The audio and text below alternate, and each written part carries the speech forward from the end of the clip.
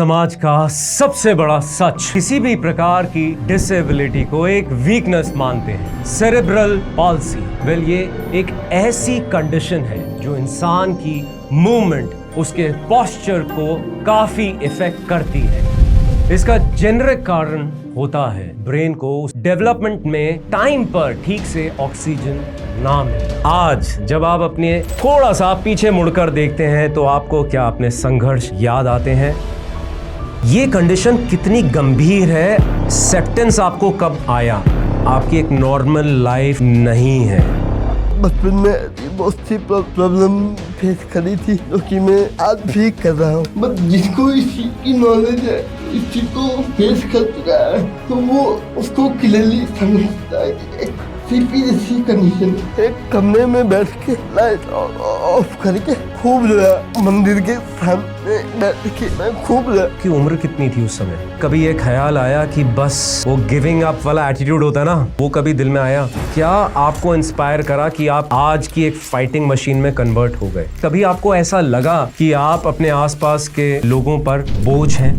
दिमाग में आता होगा कि हम बोझ, बट मेरे को एक टाइम के लिए लगा नहीं कि मैं अपने पेरेंट के लिए बोझ हूँ। आपकी फैमिली का क्या योगदान रहा है? मेरी जो दीदी है उसके साथ मैं खुल के अपनी सारी चीजें शेयर करता हूँ कि मेरे को क्या सब, तो वो हर जगह लड़ने के लिए तैयार होती है, जो आपको हर एक दिन इंस्पायर करती है आगे बढ़ने के लिए। प्रॉब्लम को देखते हुए सारे दिन कोई चीज मेरे को डेली की डेली अगर तू ऐसा होकर भी अगर तू रुक गया तो क्या सिखाए? एक ऐसा वक्त आएगा, मान लीजिए आपके माँ बाप आपके साथ नहीं है, कि भाई और बहन जो आपके लिए हमेशा खड़े रहते हैं लड़ने के लिए, ऐसी एक सिचुएशन जब कोई नहीं है, आप सिर्फ अकेले हैं, तो कभी सोचा है जिंदगी को अकेले कैसे जियोगे? कभी अनुराग डर लगता है कि ये जो आपकी सीपी की कंडीशन है, ये लाइफ लॉन्ग कंडीशन है?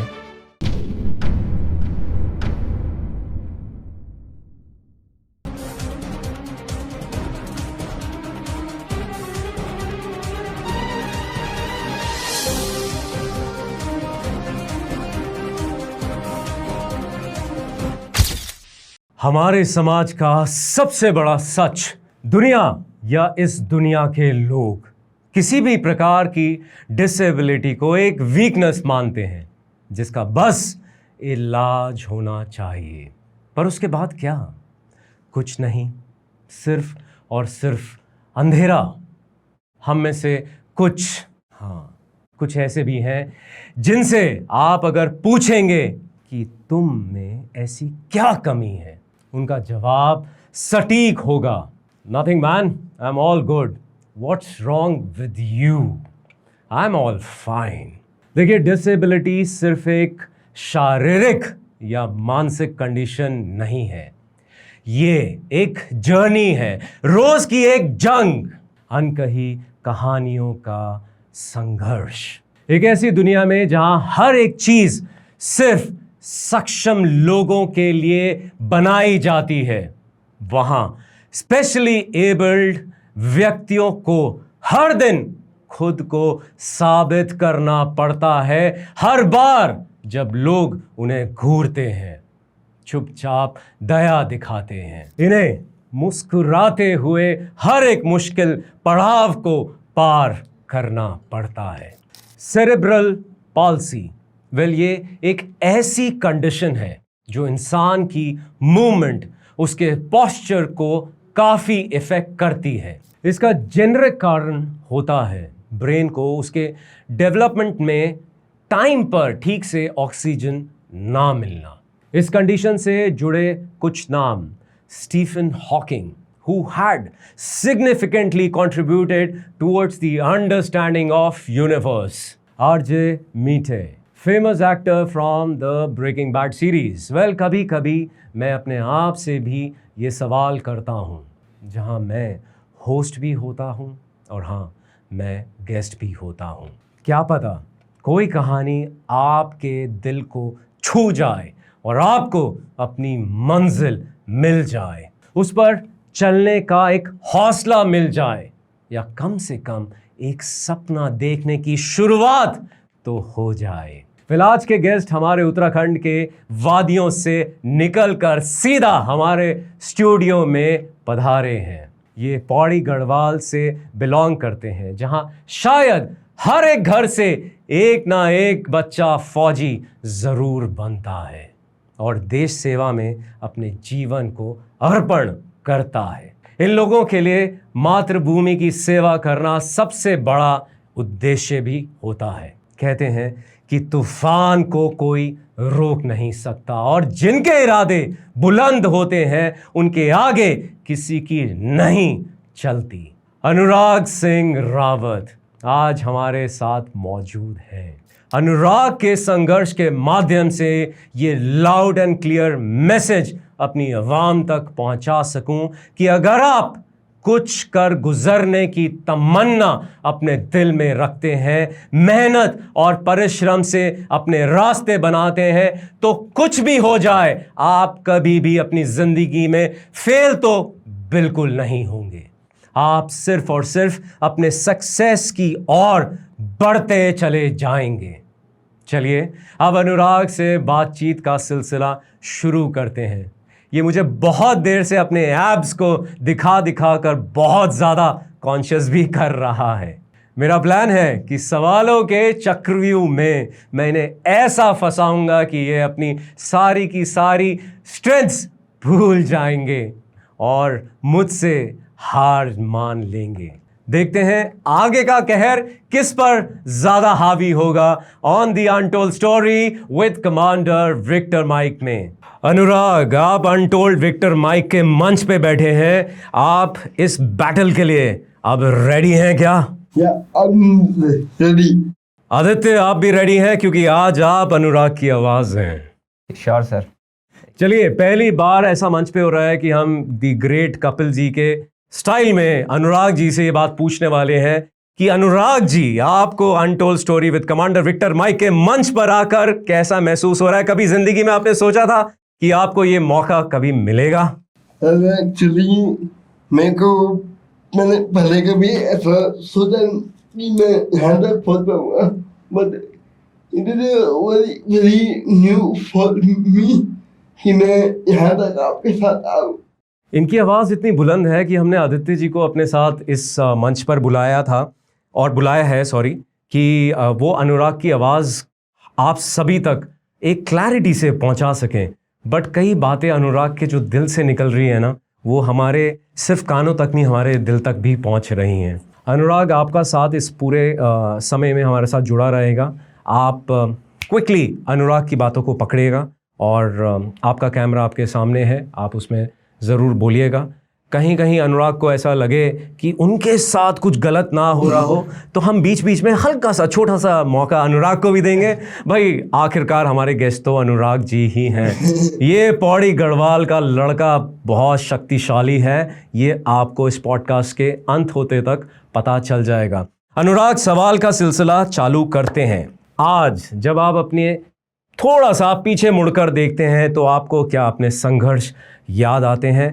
वो बचपन जब आपके दोस्त दोस्ती से ज़्यादा आपका मजाक उड़ाते थे, आपके माता पिता का आपको सपोर्ट, आपके भाई बहन का सपोर्ट, आपके दोस्तों का सपोर्ट, सब कुछ आपकी ज़ुबानी ओनली द अनटोल्ड, जो आपने आज तक किसी से शेयर ना करा हो, आज आप जनता से शेयर करिए।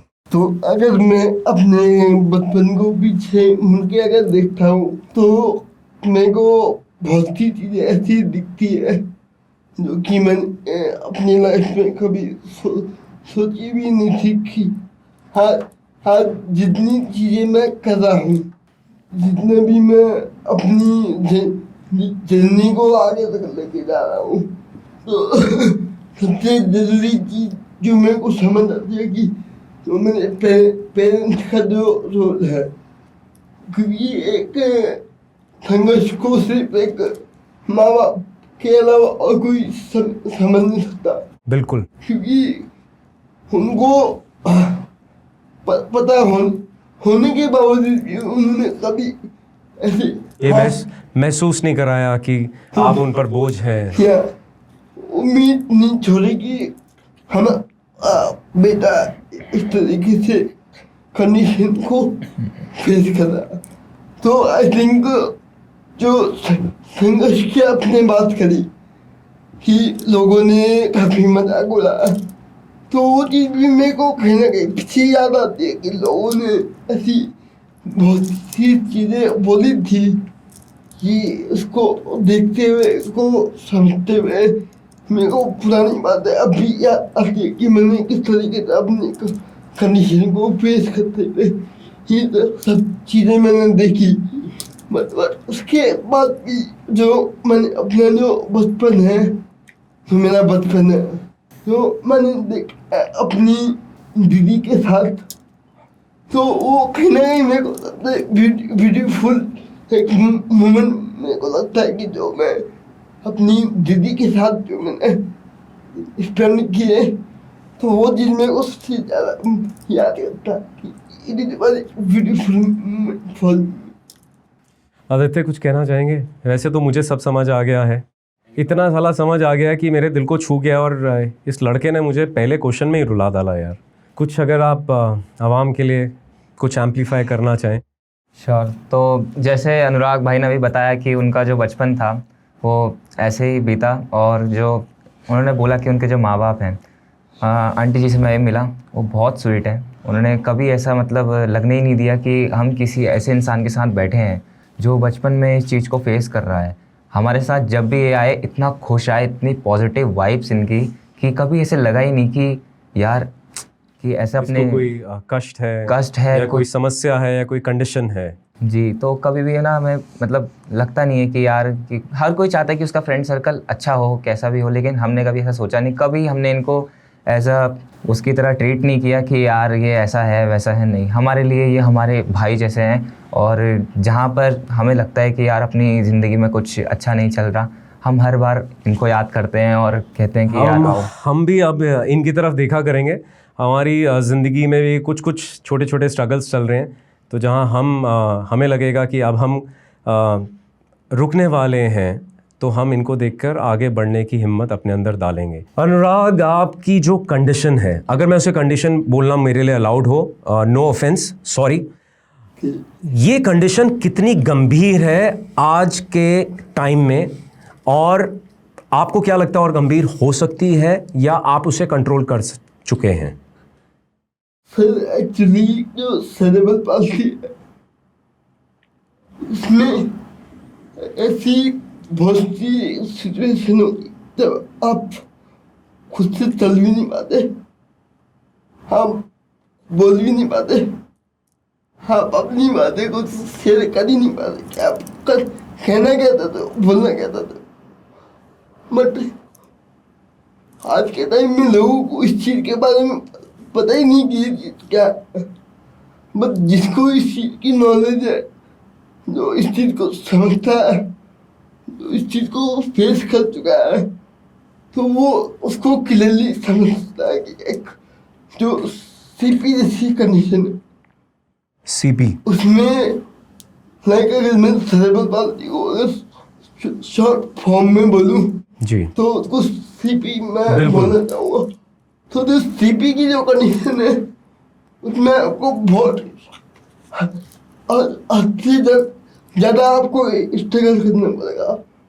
आपको खाने का मन है, आप अपने कोई खाने का टुकड़ा भी अपने मुंह तक नहीं डाल सकते, आपको इतनी कंडीशन फेस करनी पड़ेगी। आपका पानी पीने का मन है, अगर कोई गिलास लगा है आप उसको पी नहीं सकते, बट फिर भी वो कोशिश करके कहीं ना कहीं अपने आप को 80 या स्ट्रॉन्ग बना सकते हैं। 20% अगर मैं बात करूँ जी, अगर 20% अगर मैंने खुद को ठीक किया, तो इतना तो मैं कर सकता हूँ कि अगर कि आप पानी का ग्लास और वो खाने का एक टुकड़ा उठा सकते हैं, उसको पी लूं जी, क्योंकि वो पानी गिरेगा जरूर पर गले तक जरूर पहुंचेगा। कम से कम जो मेरी प्यास है वो लगभग बुझ जाएगी। 20% या 30% गिरेगी। इतना मैंने अपने आप को केपेबल बना कि मैं जो पानी भी अगर मैं पी सकता हूँ, तो मैं पीऊँ।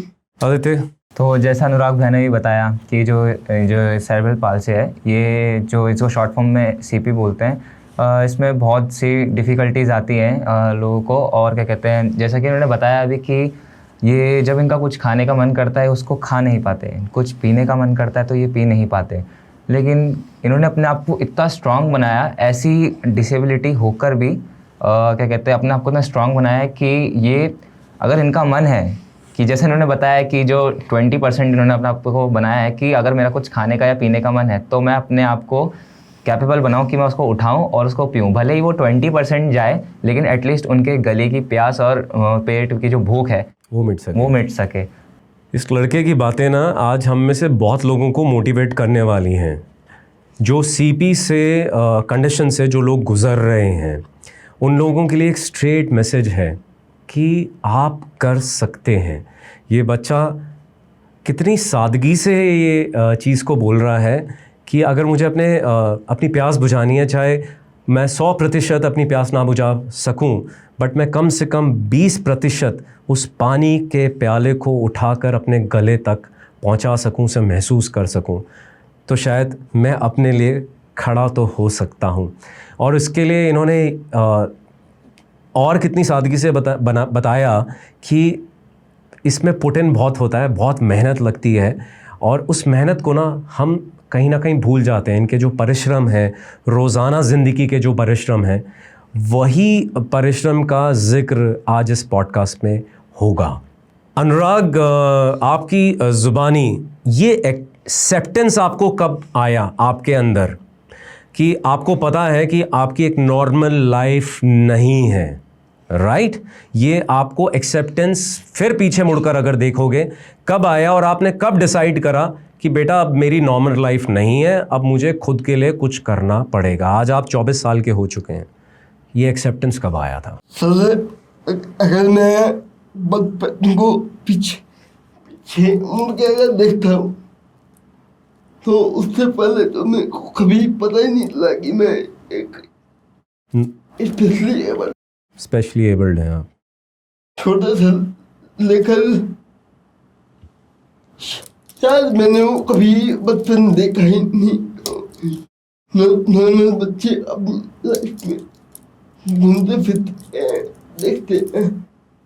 तो अगर मैं पीछे मुड़ के देखता हूँ तो मैंने कभी वो चीज़ देखी ही नहीं कि मैं एक बच्चा हूँ।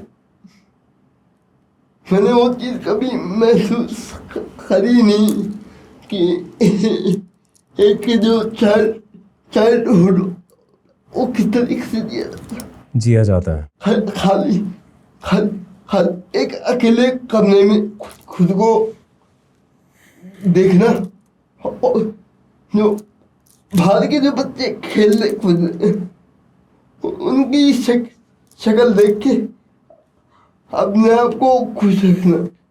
तो तब धीरे धीरे जब मैं 5 साल का हुआ, 10 साल का हुआ, तो उससे पहले मैं चल नहीं पाता था। तो मेरा लक्ष्य है, तो मेरी टांग है, वो प्रॉपरली तरीके से इतना काम नहीं करते थे कि मैं इजीली अपना खड़े होके चल सकूं। तो जब धीरे धीरे इस चीज में प्रोग्रेस आया, तो तब जाके 15 साल तक भी मेरे को पता नहीं चला कि मेरे को है क्या और आप क्या कर सकते हैं। और जब मेरे को पता चला कि मैं कोई चीज नॉर्मल चीज में नहीं कर पा रहा, तो तब जाके मेरे को पता लगा कि मेरे को जो प्रॉब्लम है वो है। तब कहीं जब डॉक्टर ने बोला कि इसको सीपी है, तब जाके मेरे को ये रियलाइज हुआ कि मेरे को सीपी है। 15 साल लग गए इस चीज़ में आपको समझने में। तो जैसा कि अनुराग भैया ने भी बताया कि उनको बचपन में पता ही नहीं था इस चीज़ के बारे में कि ऐसी भी कुछ चीज़ है। उन्होंने नॉर्मली अपना बचपन नहीं बिताया, और जैसा कि उन्होंने बोला कि जब वो घर पे थे, वो घर पे अकेले रहते थे, वो चल नहीं पाते थे क्योंकि उनके पैरों में वो क्षमता ही नहीं थी कि वो खड़े हो। और घर पे बैठे बैठे वो बालकनी से अपने बच्चों को नीचे देखते थे, नॉर्मल बच्चों को खेलते कूदते, अपनी उसी से उम्र खुश होते थे वो। उसी से खुश होते थे। अपनी उम्र के बच्चे बाहर खेल रहे हैं और मैं ऐसा बैठा हूँ। तो डॉक्टर्स ने तो मना कर दिया था कि ये चल नहीं पाएगा, लेकिन मिरेकली भगवान की कृपा से जब ये 5 साल के हुए तब ये अपने पैरों पे खड़े हुए। फिर इन्होंने आगे बढ़े और 5 से वो 10 साल कब पहुंचा और 10 से वो 15 साल कब पहुंचा जब उसे रियलाइज हुआ कि इनको सेरेब्रल पाल्सी है, इनको सीपी है। इनको 15 साल लग गए वो चीज़ जानने में कि मैं नॉर्मल क्यों नहीं हूँ। जी, मुझे कहीं ना कहीं ऐसा महसूस हो रहा है कि मैं अनुराग की बात को समझ पा रहा हूँ, उसकी गहराई को फील कर पा रहा हूँ। अगर मैं यहाँ इस मंच पर बैठ के ये फील कर सकता हूँ तो अनुराग की बात शायद आप तक डायरेक्टली पहुँचाना, मुझे लगता है मेरे लिए वो सही होगा। मैं गलत हूँ, सही हूँ, मुझे इस चीज़ का अभी एहसास नहीं है। इस पॉडकास्ट के रिकॉर्डिंग होने के बाद हमें समझ आएगा। आप लोग हमसे जब जुड़ेंगे, क्या पता आप बोलें कि अनुराग को दोबारा बुलाया जाए हमारे मंच पर। So I feel that we should give Anurag that chance to speak directly into the mike. और मैं आदित्य से रिक्वेस्ट करूँगा कि हम अनुराग को ही उसकी आवाज़ बनने दें, क्योंकि मुझे कहीं ये महसूस हो रहा है कि जिसके जो संघर्ष होते हैं, जिस पर वो आप बीती होती है, जितने ब्यूटीफुली, जितनी सादगी से वो उस चीज़ को कम्युनिकेट करेगा, वो जनता, वो दर्शकों को अच्छा भी लगेगा, समझ भी आएगा, वो उन्हें ज़्यादा मोटिवेट करेगा। I may be wrong, please do correct me at a later date. We can always call Anurag back on our show. Anurag, आपकी ज़िंदगी में कभी ये ख्याल आया कि बस और नहीं, वो गिविंग अप वाला एटीट्यूड होता है ना, वो कभी दिल में आया? अगर आया तो ऐसा क्या आपको इंस्पायर करा कि आप आज की एक फाइटिंग मशीन में कन्वर्ट हो गए? और अगर ऐसा ख्याल नहीं आया तो क्या ख्याल आया? सर एक्चुअली में मैंने बचपन में बहुत सी प्रॉब्लम फेस करी थी जी, जो कि मैं आज भी कर रहा हूँ। जी, तो शुरुआती दिनों कुछ ऐसे थे कि जब लोगों ने मेरे को एडमिशन देने के लिए मना कर दिया स्कूल में एडमिशन, कि आपके बच्चे के लिए कोई जगह है ही नहीं स्कूल में, क्या हम आपके बच्चों को पढ़ा सके। जी, तो उनका यही कहना था कि आप अपने बच्चों को पढ़ाओगे तो दूसरे के बच्चों पे इफेक्ट पड़ेगा। तो धीरे धीरे जब एक स्कूल मिला मेरे को, जी, they are totally normal and specially abled inclusive school था। तो वहाँ तक मैंने अपनी 8th क्लास की जितनी भी स्टडी वगैरह थी उसको मैंने कंप्लीट किया। तो कहीं ना कहीं उसके बाद वही लोगों का ड्रामा चालू हो गया, आपके बच्चे के लिए नहीं है। तो तब जाके मेरे को लगा यार कि ये हो क्या रहा, ये चल क्या रहा है कि मैं जो करना चाहता हूँ वो चीज़ मेरे को मिल नहीं रही। तो कहीं ना कहीं जब ख्याल आया, आपको पता है कि जो घर वाले वो कभी ना कभी ताने दे मजाक में जब वो भी अपनी जिंदगी से, नॉर्मल लाइफ से परेशान होते हैं, तो उसको देखते हुए और जो सोसाइटी की जो एक सोच और एक आपकी तरफ उसको देखते हुए कहीं ना कहीं मेरे को एक दिन टाइम के लिए ऐसा ख्याल आया। रियलाइज हुआ कि चल क्या। तो मैं अकेले एक कमरे में बैठ के एक लाइट ऑफ करके, जी, तो मैं खूब रोए। एक मंदिर के सामने बैठ के मैं खूब रोया। क्या उम्र थी आपकी उस समय? एक्चुअली मेरे ख्याल में आ गया कि चल के जी, जो भी चीजें हो रही है क्यों किस लिए हो रही है। जी, तो मैं ऐसे रोते रोते ऊपर देख के भगवान से क्वेश्चन कर रहा हूँ कि क्या बना दिया मुझे? हाँ, ये मेरे को बनाया गया। जी, तो कम से कम मैं 10 मिनट तक खूब रोया। फिर मेरे को एकदम 10 दिन तक रोए? 10 मिनट। अच्छा, 10 मिनट। ऐसे डराओ मत मुझे यार। ओके।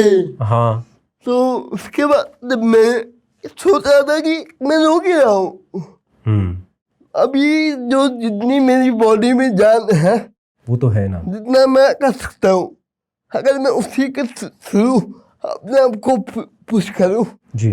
तो क्या मैं उससे और बेहतर नहीं कर सकता। मैं दोबारा एक क्वेश्चन पूछूंगा, आपकी उम्र कितनी थी उस समय, अगर आपको याद हो? ये कब ख्याल आया था आपके दिल में?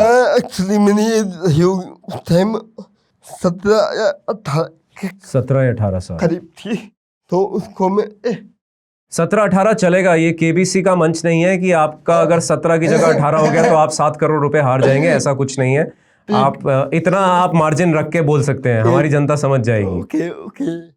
तो उस टाइम में वो ख्याल आया मैंने को कि रुक जा, अब वो बहुत हो गया। तो उसको रिक्रिएट करके तो मैं मंदिर के सामने खुद को बोल रहा हूँ, यस तेरे पास बहुत सी चीजें हैं, अभी कुछ बिगड़ा नहीं, कुछ भी नहीं हुआ, अभी जो है तू ही करेगा। अब आई डोंट नो वो भगवान की ताकत थी क्या थी, बट उस टाइम पे जितना मोटिवेशन मैंने खुद से पैदा किया वो आज भी वही बरकरार चल रहा है।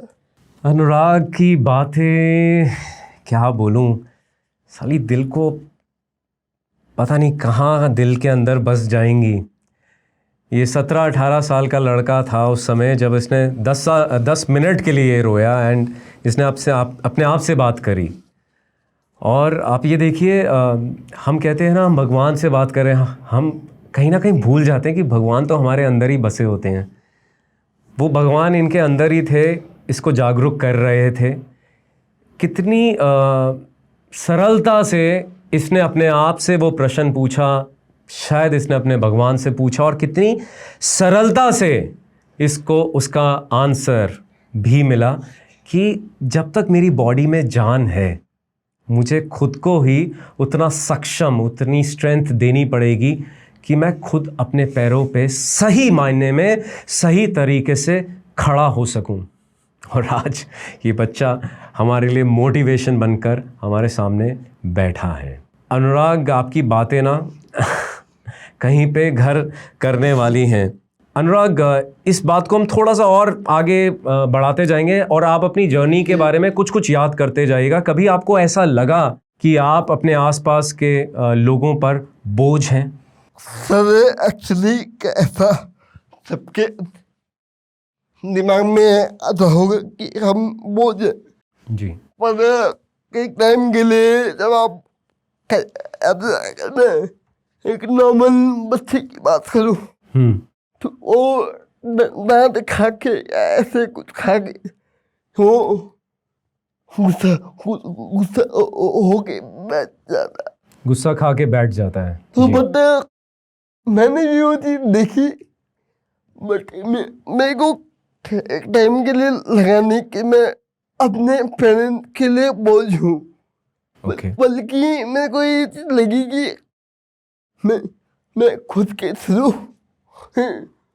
उनको कितनी हैप्पीनेस दे सकता हूँ वो मायने रखता है। भले ही ये मेरे लिए मायने नहीं रखता कि मैं कैसा हूँ, बट मैं अपने अकॉर्डिंग उनको कितनी हैप्पीनेस दे सकता हूँ। और कैसे देते थे आप हैप्पीनेस? सर ऐसा था कि कभी कभी ऐसे जब मम्मी किसी बात को लेके गुस्सा हो जाती थी तो मतलब ऐसे खड़े हो गए उनको आते हुए देखना, तो ऐसे गले लगाना, जानबूझ के बातों को वो छेड़ना, प्यार वाली झप्पी। हाँ, तो वो चीज मैंने बहुत करी कि उनको मैं खुश रख सकूं। क्योंकि आज भी अगर से मैं कभी कहीं भागने या रनिंग करने जाता हूँ तो लोगों को पता चलता है कि इसका बेटा है, इसका भाई है, तो अब कहीं ना कहीं मेरे को लगता है कि मैं उनके लिए कुछ कर रहा हूँ। अपने लिए ना करके आप अपने माँ बाप का, अपने भाई बहनों का नाम रोशन कर रहे हैं, जहाँ पे उनकी पहचान आपसे बन पा रही है। तो मैं समझूंगा कि मैं एक धरती का बोझ तो नहीं हूँ, बट जो लोग इस चीज को सोचते हैं तो मैं उनको भी क्या ही बोल सकता हूँ। ना कहते हुए भी आपने बहुत बड़ी बात कह दी मेरे दोस्त। और अभी हम इसके बारे में और जिक्र करेंगे कि ये मैराथन्स की जर्नी जिसके बारे में ये जिक्र कर रहे थे अभी, इसके बारे में हम और बातचीत करेंगे। और ये लिमिटेड सिर्फ मैराथन्स तक नहीं रहेगा, ये इनके जिम रूटीन के बारे में भी आएगा, जहाँ पे मैंने इंट्रो में बताया था कि जब से आया है मुझे अपने एब्स दिखा रहा था, तो आज इस शर्ट को भी सलमान खान की तरह उतारा जाएगा, है ना। और इनकी बॉडी को भी हम देखेंगे कि कितने बिस्किट्स हैं इनके यहाँ पे, ये खाने वाले बोरबोन हैं या ये एक्चुअली दिखाने वाले एब्स हैं, राइट। आपने अभी बताया कि आप कैसे अपनी मदर को वो हैप्पीनेस देते थे, तो आपकी इस जर्नी में अभी तक जब आप 24 साल के हो चुके हैं, आपकी फैमिली का क्या योगदान रहा है? मैं समझूंगा कि जो मेरी अब तक की जर्नी रही उसमें मेरी जो फैमिली है उसका बहुत बड़ा एक रोल है। बहन का? हाँ। अच्छा। तो मेरी दीदी है। क्या नाम है आपकी दीदी का? मेरी दीदी का नाम है कनिका रावत है। कनिका रावत। तो मतलब मेरी जो दीदी है उसके साथ मैं खुल के मतलब अपनी सारी चीजें शेयर करता हूँ कि मेरे को क्या प्रॉब्लम, तो वो हर जगह लड़ने के लिए तैयार होते हैं। इसको इधर भेजो, इसको इधर भेजो। अभी जब मैं आपके पास आने से पहले जब मैंने आपसे बात करी थी तो आपने भी दीदी से बात करी थी। बिल्कुल, हमने कनिका जी से बात करी थी। तो वो हर जगह मेरे लिए खड़ी हो जाती हैं, लड़ने के लिए रेडी रहती हैं। इसको भेजो। और उसके बाद अगर मैं बात करूँ अपनी माता जी की, तो आपको तो बताया कि तो माँ की ममता है वो कोई जान नहीं सकता, क्योंकि उनसे बड़ा दुख से ज़्यादा दुख उनको है कि अगर वो कुछ ना करे तो उनको सबसे ज़्यादा दुख होगा कि हमारा बेटा कुछ कर नहीं पा रहा।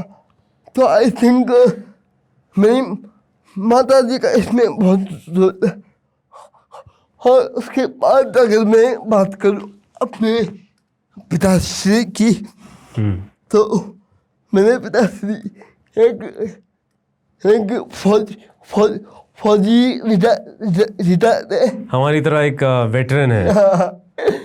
तो उनको देखते हुए मेरे को बहुत मोटिवेशन मिला। हालांकि बचपन में वो ज़्यादा दिन तक तो मेरे साथ रह नहीं पाते थे, भाई फौज की नौकरी ऐसी होती है, अपने बच्चों के साथ हम टाइम कम ही बिताते हैं।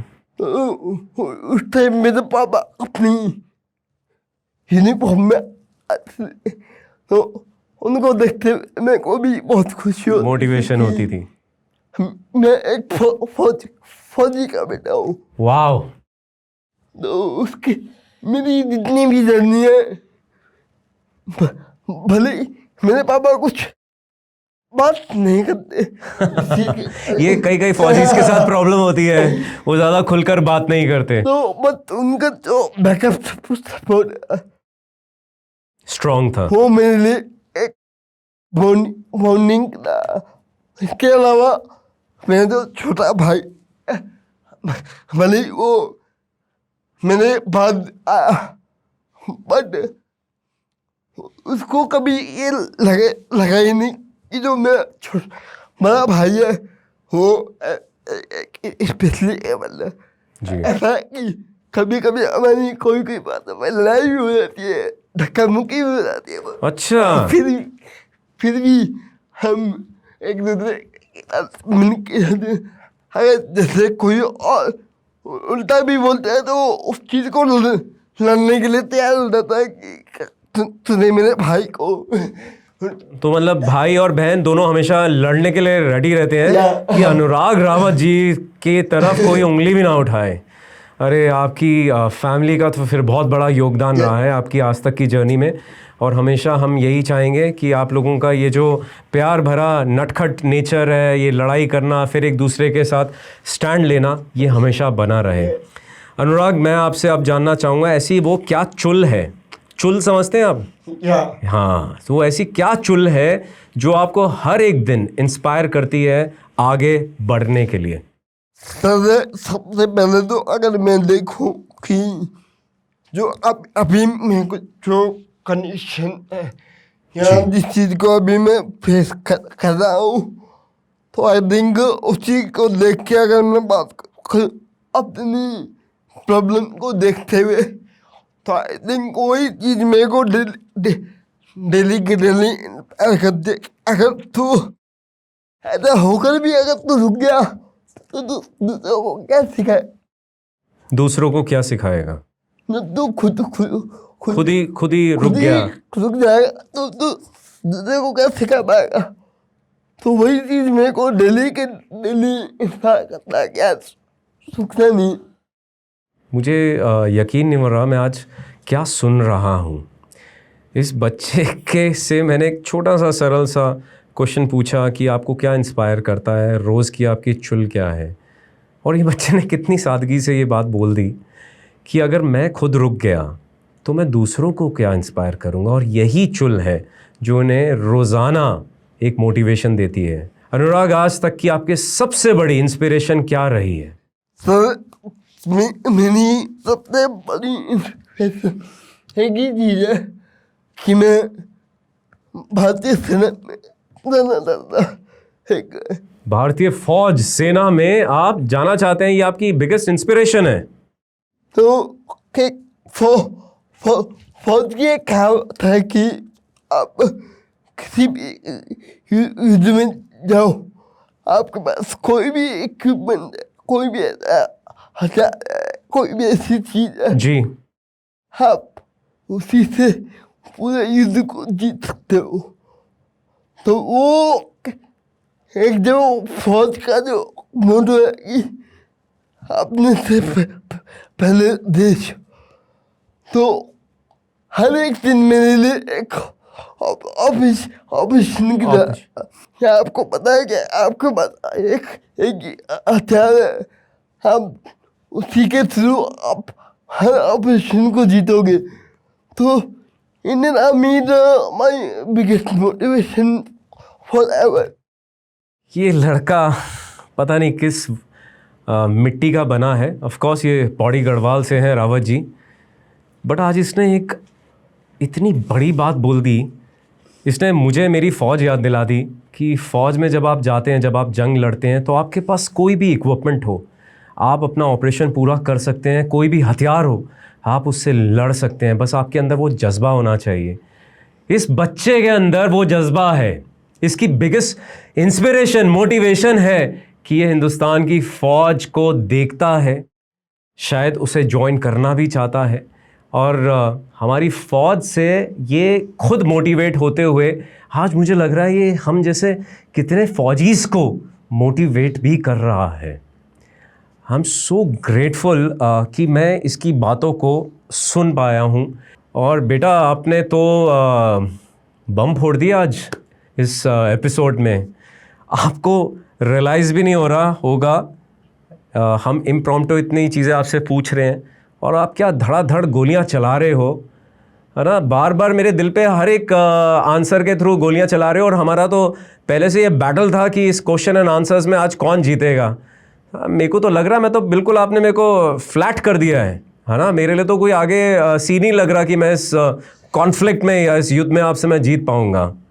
कोई बात नहीं बेटा, आपने फ़ौज की बात करी तो मुझे तो समझ आ गया, बट हमारी जनता के लिए, हमारे दर्शकों के लिए एक बार अपनी ज़ुबानी बता दीजिए, क्या आप फ़ौज ज्वाइन करना चाहते हैं? सर, मैं अभी भी उसके लिए तैयार हूँ, और अगर आप मेरे को एक मौका दें, हथियार दे दो, हथियार दे दें आपको, तो मैं वही काम करके आऊँगा जो अक्सर एक फौजी करके आता है। अगर आप अनुराग रावत को एक हथियार दे दें तो वो हर एक फौजी की तरह वही करके आएगा जो हर एक फौजी करता है। ये है अनुराग का आंसर। सोचेगा ज़रूर कि इस बच्चे का दिल कितने बड़े फौलाद का दिल है, किस फौलाद से ये बच्चा बना है। मैंने पहले भी कहा था, ये पौड़ी गढ़वाल वालों के हर एक घर की कहानी है जहाँ पे एक बच्चा फ़ौज ज़रूर ज्वाइन करता है। आपने इतनी सारी मैराथन्स रन करी हैं, मुझे लगता है उसकी हम गिनती भी नहीं कर पाएंगे। और अभी आपने मुझे थोड़ी देर पहले बताया था कि अगस्त में आप स्पीति जाने वाले हैं एक मैराथन दौड़ने के लिए, वो भी इतने बड़े पहाड़ों में। तो कुछ प्रिपरेशन चल रही है और मैराथन्स के पीछे का मोटिवेशन क्या रहा है? सर मेरे को शुरू से भागना पसंद था। क्या आप देखते हो कि जब आपकी फौज में जब बीपीटी वगैरह चलती है, बीपीटी भी जानते हैं आप? हाँ, तो उस टाइम में मैं अपने पापा के टाइम में सेंटर में लोगों को भागते हुए देख सकता था जी। तो उसी को देख के मेरे को मोटिवेशन आया कि क्यों ना इस चीज़ को भी ट्राई किया जाए। तो उससे पहले जब मैं लक्ष्य का काम नहीं करते थे तो मैंने उसी दिन से ठान लिया था कि मैं एक एथलीट बनूंगा और एक पूरी हाफ मैराथन को कंप्लीट करूंगा। तो वही मेरा मोटिवेशन रहा कि एक जो कमांडो का माइंडसेट होता है कि आपकी जब बॉडी थक जाए तब आपका ब्रेन कभी नहीं थकता। तो इसी लिहाज को देखते हुए मैं रनिंग करना चालू किया था। तो आज भी अगर मैं रनिंग करने जाता हूँ तो पूरे पार्क में जितने भी लोग हैं तो देख के बोलते हैं कि इस बंदे में कुछ वाकई में कुछ ऐसी इस बंदे में दम है, चीज़ है जो हमें नहीं है। तो ऑलमोस्ट जो वहाँ पे जो बच्चे आते भर्ती की तैयारी करने, तो वो भी मेरे को देख के काफ़ी मोटिवेट फील करते हैं कि अगर ये कर सकता तो हम क्यों नहीं कर सकते। तो जो स्पीति का जो ऐसा प्रोग्राम था कि मैंने वो चीज़ जानबूझ के भरी थी क्योंकि आई थिंक आई होप कोई मैं तो अभी वहाँ पे आपको देखकर बहुत लोग मोटिवेट हो। तो इसी को देखते हुए मैंने पार्टिसिपेट किया वहाँ। आई होप मैं इसको कंप्लीट कर पाऊँ।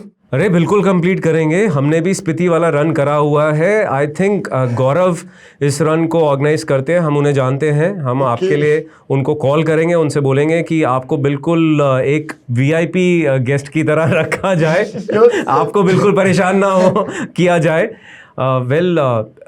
हर एक दौड़ चैलेंजिंग होती है और आपने बहुत ही सादगी से बताया कि हमारा बॉडी थकता कभी नहीं है, हमारा ब्रेन पहले थक जाता है। सो हमारे ब्रेन को हम क्या स्टिमुलस देते हैं कि हमारी बॉडी नहीं थकी है ना, वही हमें आगे दौड़ने पर मोटिवेट करती रहती है। और हमारे मैराथन्स में ये भी कहा जाता है कि it is not a short run, it is a longer run. So उस पर्टिकुलर रन में सब कुछ जो खेल होता है ना, वो आपका दिमाग ही खेल रहा होता है। बॉडी तो आपको हर मोमेंट पे बॉडी और ये ब्रेन का जो वो युद्ध होता है ना, कॉन्फ्लिक्ट, ये चलता रहता है, मैं थक गया। तब आप अपने ब्रेन पे कितना कंट्रोल करते हैं, कितना उसे समझाते हैं। और ये एक प्रोग्रेसिव नेचर है। अगर आज आप दौड़ रहे हैं, आज आप 2 किलोमीटर दौड़ रहे हैं, कल आप 4 दौड़ रहे हैं, फिर धीरे धीरे करके आप वो 21 किलोमीटर तक पहुंच जाते हैं। 21 किलोमीटर मैराथन से, हाफ मैराथन से मैं आपसे ये पूछना चाहूँगा, आपकी पहली हाफ मैराथन कब थी? सर एक्चुअली जो हाफ मैंने कंप्लीट करी थी वो मैंने अपने स्कूल के टाइम में करी थी। स्कूल के टाइम में मतलब वही 17 साल? 8th क्लास में था। अच्छा, 8th क्लास में? Wow, first half marathon. Yes, मतलब उसमें मेरे को कोई ऐसे पार्टिसिपेट का मेडल मेरे को मिल नहीं पाया, बट मैंने फिर भी उसको कंप्लीट किया। बड़ी लालसा रखते हैं आप। 8वीं कक्षा में पहली मैराथन दौड़ ली और उस समय भी आपकी चेष्टा यही थी कि आपको मेडल मिल जाए। बहुत स्मार्ट है यार आप तो। सब कुछ अपने हाथ में रखना चाहते हैं, सारे प्राइजेस आपको मिल जाए, थोड़ा दूसरों के लिए भी छोड़ दीजिए। अभी स्पीति वाले में देखेंगे आपका जज्बा कितना स्ट्रांग रहेगा और आपको कौन सा अवार्ड मिलता है, मैं देखता रहूँगा आपको। Beautifully said. और मुझे बहुत खुशी हुई है जानकर कि आप 8th क्लास से मैराथन्स दौड़ रहे हैं, और मैं ये समझने की कोशिश कर रहा हूँ कि आज तक आपने कितने लोगों को मोटिवेट करा होगा दौड़ने के लिए। मैं अपनी छोटी सी ज़िंदगी में, मैं तो थोड़ा सा बूढ़ा हो चुका हूँ, मुझे नहीं लगता कि मैं किसी को इतना मोटिवेट कर पाया हूँ, बट मुझे बड़ी खुशी हो रही है, बड़ा फ़ख्र हो रहा है कि आप यहाँ पे आए हैं और आपने ये बातें हमारे साथ शेयर करी। अब मुझे ये भी लगता है कि स्पीति में जब आप रन करेंगे तो पूरा हिंदुस्तान आपको देखेगा और पूरा हिंदुस्तान मोटिवेट भी होगा, है ना। कभी अनुराग आपको ऐसा लगता है कि एक ऐसा वक्त आएगा, मैं एक डार्कर साइड में जा रहा हूँ, जब आप पूरे अकेले हो जाएंगे?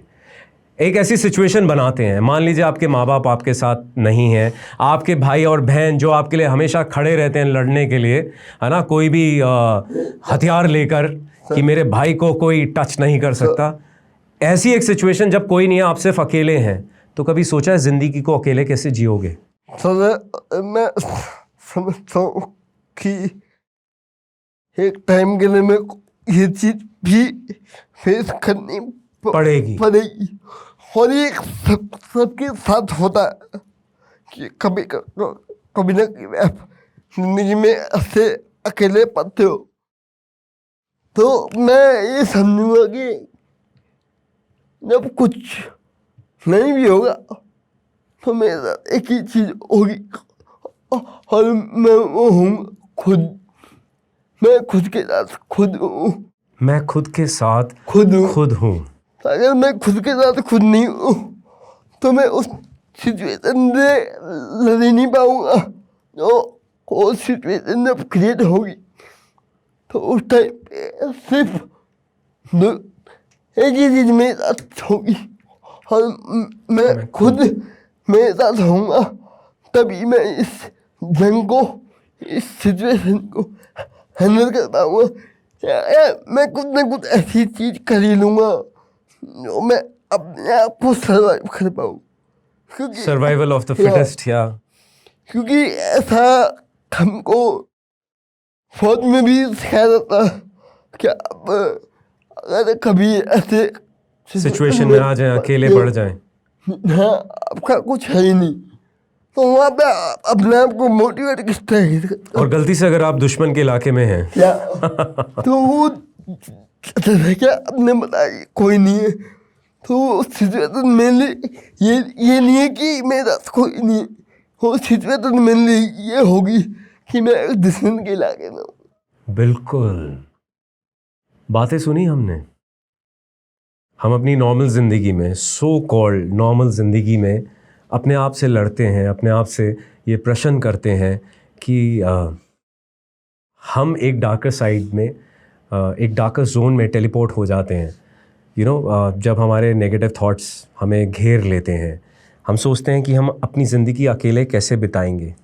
इस बच्चे से कितना कुछ सीखने को मिल रहा है कि मैं खुद के साथ रहूँगा, मैं खुद के लिए खड़ा होऊंगा। और अब तो इसने और एक नेक्स्ट लेवल तक पहुंचकर एक बात करी कि मुझे ऐसा लगेगा कि मैं दुश्मन के इलाके में हूं और मैं अकेला खड़ा हूं और मुझे खुद को सेल्फ मोटिवेट करना पड़ेगा। ये हम सब के लिए एक बहुत स्ट्रॉन्ग मैसेज है कि जब हम एक सो कॉल्ड नॉर्मल लाइफ नहीं जी पा रहे हैं, तब भी हम कितनी सादगी से अपनी सोच को पॉजिटिव बना रहे हैं। और ये जो पॉजिटिविटी है ना, यही हमारी स्ट्रेंथ बनती है, और वो स्ट्रेंथ हमें अनुराग रावत दिखाए जा रहा है। साला जब से आया है स्टार्टिंग से मुझे बार बार छोटा दिखा रहा है, और इस युद्ध में, इस कॉन्फ्लिक्ट पे मेरे से आगे बढ़ता जा रहा है, जीतता जा रहा है। अनुराग, दिल से सल्यूट कर रहा हूँ तुम्हें, तुम्हारी बातों को। सिलसिला आगे बढ़ाते हैं। आपके आगे के पर्सनल और प्रोफेशनल फ्यूचर गोल्स क्या हैं? सर, मेरा जो फ्यूचर का एक सबसे बड़ा गोल यही है कि मैं माउंटेन एक्सप्लोर करना बहुत अच्छा लगता है। अरे पहाड़ी हैं, माउंटेन्स नहीं एक्सप्लोर करेंगे तो दिल्ली के क्या कंक्रीट जंगल को एक्सप्लोर करेंगे? बिल्कुल। तो सबसे जो मेरा यही था कि मैं माउंटेनियरिंग सीख के एक एवरेस्ट को मैं फतेह करूं। एवरेस्ट को फतेह करूं? ये मेरा प्रोफेशनल जो गोल है कि मैं इस चीज़ को कंप्लीट करूं। इसके अलावा तो दूसरी चीज़ है कि मैं ऐसे लोगों को मोटिवेट करूं कि जो मेरी तरह है किसी ना किसी वजह से वो रुके हुए। तो ये दो चीज़ जो प्रोफेशनल में मैं बोलूँगा कि मेरे को ये चीज़ करनी है, आगे भी मैं इस चीज़ को करूँगा। तो इसके अलावा जो मेरी पर्सनल जो गोल्स है कि मेरे को हथियारों को बड़ा शौक है। हथियारों का शौक है? मुझे बोलोगे कोई लव अफेयर का शौक है? नो सर, लाइक मेरे को गन्स के मॉडल बहुत अच्छे लगते हैं। अच्छा। तो मैंने अपने घर में एक 2-3 गन्स के मॉडल मैंने खुद ही क्रिएट किए। असली की गन्स तो नहीं रखी हुई घर में? हाँ? नहीं, बेसिकली मैंने खुद ही वेस्ट मटेरियल से उसको मैंने खुद ही बनाया। बट वो लगता नहीं कि वो नकली, अब बोलते कि असली गन तो नहीं है। मतलब कोई चोर आएगा तो आप उनको दिखाएंगे तो वो डर जाएगा, यार ये असली की गन है, इतना आपने इतनी बेहतरीन तरीके से उसे बनाया है। तो दैट इज माय प्रोफेशनल गोल की एक रूम में बैठ के तो चारों दीवार पे एक हर एक जगह गन्स ही गन्स हो। गन्स के क्रिएट कर। अरे मुझे लगा था ये बोलेंगे कि ये किसी से प्यार में, किसी के प्यार में डूबना चाहते हैं, किसी से लव करना चाहते हैं। इस लड़के ने तो हमें अलग डायरेक्शन में पहुंचा दिया। पहले तो प्रोफेशनल गोल्स इन्होंने इतनी बारीकी से हमें बताए कि ये माउंटेनियरिंग करना चाहते हैं। देखिए, माउंटेनियरिंग की बात करें तो हमने भी बेसिक और एडवांस माउंटेनियरिंग करी है, और हर एक आदमी के दिल की तमन्ना होती है कि वो एवरेस्ट की चोटी पे चढ़े, वहाँ हमारे हिंदुस्तान का तिरंगा फहराए, है ना? वैसे हमारी भी वही तमन्ना है। बट ये जो गन्स की बात करी, धड़ धड़ गोलियां तो चला ही रहे हो, अब पूरे अपने वॉल्स के ऊपर आप कहते हो कि आपको गन्स चाहिए। वैसे इस स्टूडियो में भी मैं सोच रहा हूँ कि ऐसी कोई गन्स लगाई जाएं जहाँ जब आप जैसे लड़के आए तो वो आते ही सबसे पहले उन गन्स को देख के मोटिवेट हो जाएं। क्या कहना है आपका? That is a good idea, very nice. ये एक बहुत ही अलग और रोमांचक डिस्कशन हुआ है कि मैंने कभी सपने में भी नहीं सोचा था कि ऐसा किसी का एक गोल भी हो सकता है कि वो अपने घर की 4 दीवारी पे हर जगह गन्स रखे। Beautifully said. अब थोड़ा सा और इमोशनल में जाते हैं। आपके बारे में अगर मैं एक फ्यूचर के पर्सपेक्टिव से देखूं, ठीक है, तो दुनिया के लिए आप अपने बाद क्या छोड़ के जाना चाहते हो, आपकी लेगेसी टू द वर्ल्ड? अभी आप बहुत लंबी उम्र जिएंगे, ये हमारी आपके लिए ब्लेसिंग्स हैं। उस परवरदिगार से हम यही इल्तिजा करेंगे कि आपको बहुत लंबी उम्र मिले। बट आपके जाने के बाद आप इस दुनिया के लिए क्या लेगेसी छोड़ के जाना चाहेंगे? सर, मैं समझता हूँ कि हर एक इंसान के अंदर एक माइंडसेट होना चाहिए कि वो किसी भी हालत में कभी भी गिव अप करना छोड़े नहीं। क्योंकि मैं सबके माइंड में एक ही चीज़ क्रिएट करना चाहता हूँ, और वो यही चीज़ है कि आप कहीं पर भी रहें, आप कैसे भी रहें, बस हर एक सिचुएशन आपको कुछ ना कुछ सिखा के जाती है जी। तो उससे आप कभी भी एक जगह पे बैठ के ना आप उसका सामना करें। जब तक आपके अंदर जान है उसको लड़े। अगर आप उससे लड़कर भी अगर मर गए तो ऊपर वाला भी खुश होगा कि ये अपनी प्रॉब्लम को देख के कभी रुका नहीं, तो वो उसके लिए सबसे बड़ी ये होगी कि अपना एक जो वॉर, अगर मैं बोलूँ कि एक वॉर में अगर आप जीतते हो जी, अगर आप जीतो भी नहीं हो, आप बिना हार माने उस युद्ध के अंदर शहीद होते हो, तो आपको एक वॉरियर से ऊपर आपको कोई खिताब नहीं मिलता। तो ये इस तरीके की जो थिंकिंग है, ये सबके अंदर जानी चाहिए, माइंड में क्रिएट होनी चाहिए कि आप कुछ भी करो, कैसे भी करो, आपका जो माइंडसेट है वो इसी तरीके का होना चाहिए। कहने का मतलब ये है कि बिना लड़े ही अगर युद्ध हार गए तो फिर क्या युद्ध लड़ा।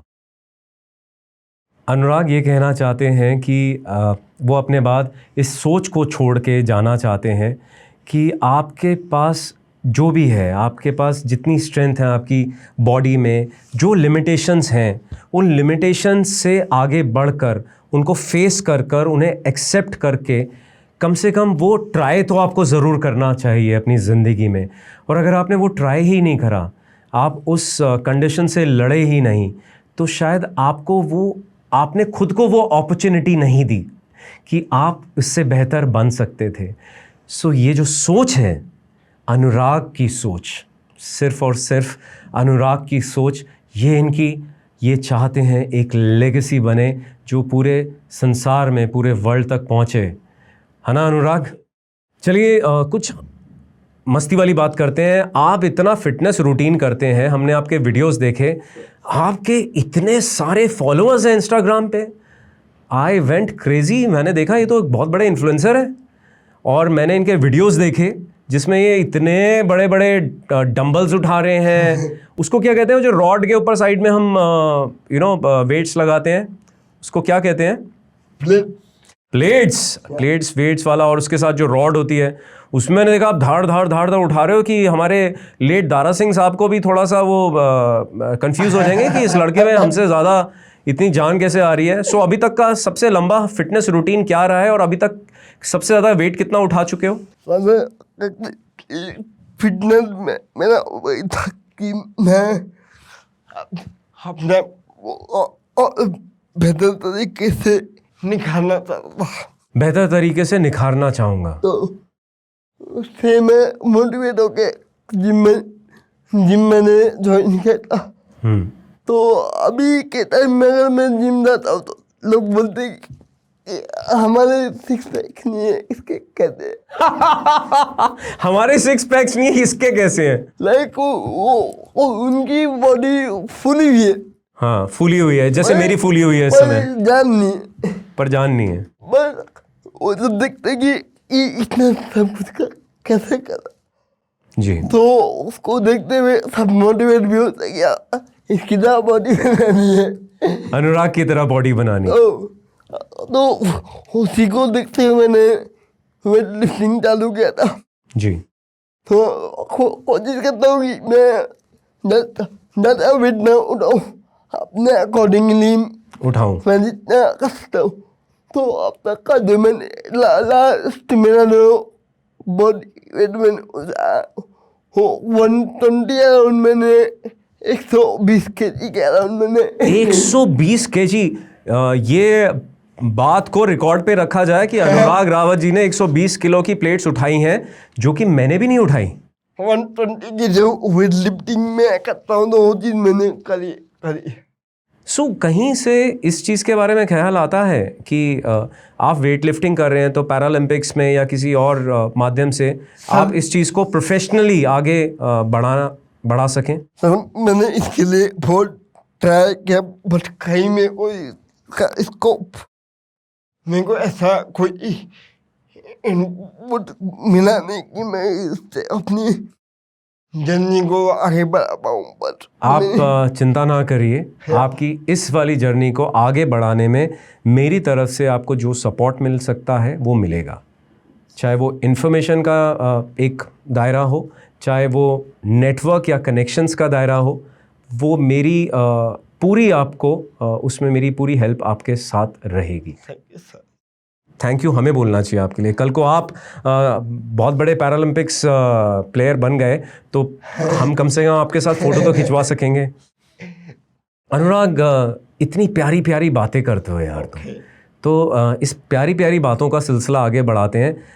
दुनिया आपकी नज़र से कितनी सुंदर है? दुनिया के दो पहलू हैं। अच्छा, दुनिया के दो पहलू हैं। अर्ज़ करिए, हम सुन रहे हैं। एक वो पहलू है जो खूबसूरत चीजों को खुद देखता है। जो खूबसूरत चीज़ों को खुद देखता है। हाँ। अच्छा। और एक वो पहलू है जो आपकी कमियों को निकालता है। और एक दूसरा पहलू है जो सिर्फ आपकी कमियों को निकालता है।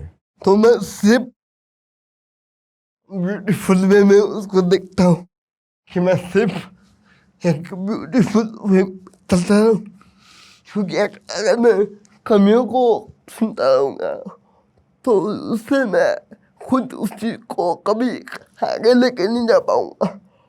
तो मैं समझूंगा कि दुनिया खूबसूरत है पर उसके देखने के तरीके अलग अलग है।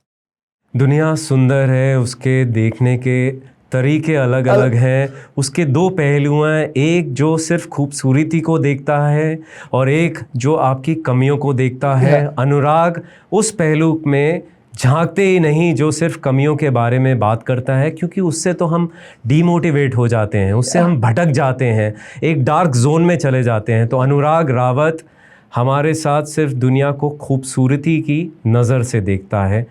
और ये मैं भी मानता हूँ, कमांडर विक्टर माइक भी मानता है कि दुनिया बहुत खूबसूरत है। वेल डन अनुराग, आपकी बातें मुझे कहीं ना कहीं मोटिवेट कर रही हैं।